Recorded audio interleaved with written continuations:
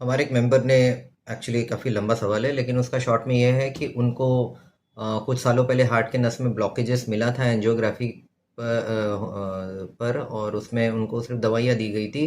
कोई angioplasty stent वगैरह ऐसा कुछ नहीं किया गया था और अब उनको सीढ़ियाँ चढ़ने से या एक्सर्शन करने से सांस फूलने लगती है। तो क्या इसको इम्प्रूव किया जा सकता है? तो मुकेश उपाध्याय जी, मैं आपको बता दूं कि आपके पर्टिकुलर केस के लिए क्या किया जा सकता है वो मैं आपको नहीं बता पाऊंगा, क्योंकि इसके अलावा भी बहुत सारी जानकारियाँ लगती है जो कि मेरे पास नहीं है आपके बारे में।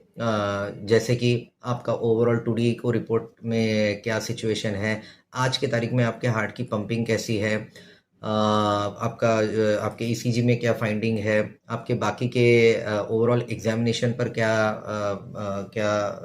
फाइंडिंग्स हैं, बाकी के रिपोर्ट्स कैसे हैं। बहुत सारी बातें देखनी पड़ती है ये डिसाइड करने के पहले कि आप में क्या किया जा सकता है जिससे आपको फ़ायदा मिल सके। बट इस विषय के बारे में कुछ जनरल बातें मैं डिस्कस करूंगा जिससे शायद आपको भी फ़ायदा होगा और हमारे ग्रुप मेंबर्स को भी फ़ायदा होगा।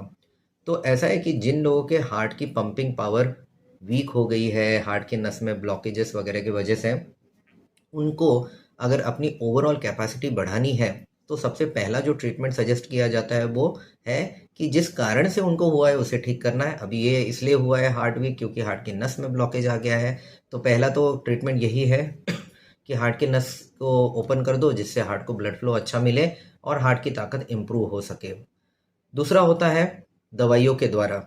कुछ ऐसी दवाइयाँ हैं जिनको लेने से ओवरऑल हार्ट का जो स्टेमिना है वो इम्प्रूव होता है। अब वो दवा किस में दी जा सकती है किस में नहीं दी जा सकती, इसके भी बहुत सारे क्राइटेरिया है, वो पेशेंट को देखने के बाद ही डिसाइड किए जा सकते हैं।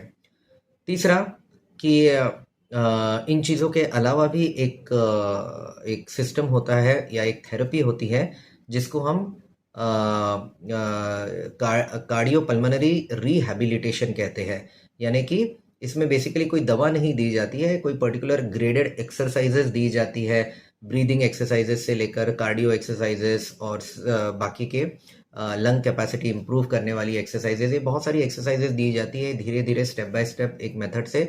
कार्डियो पल्मोनरी रिहैबिलिटेशन के नाम का ये प्रोसीजर है जिससे भी ओवरऑल किसी के जो ओवरऑल स्टेमिना है इसको इम्प्रूव किया जा सकता है बावजूद इसके कि उनके हार्ट की ताकत कम है।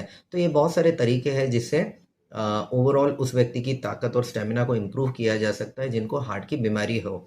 अब आपके लिए इनमें से क्या एप्लीकेबल है और उसको कैसे देना है वो तो आपके जो ट्रीटिंग कार्डियोलॉजिस्ट है वही बेटर बता सकते हैं। तो आप पर्सनली कोई कार्डियोलॉजिस्ट से ओपिनियन लीजिए, अपने सारे डिटेल रिपोर्ट शेयर करिए और फिर ओपिनियन लीजिए।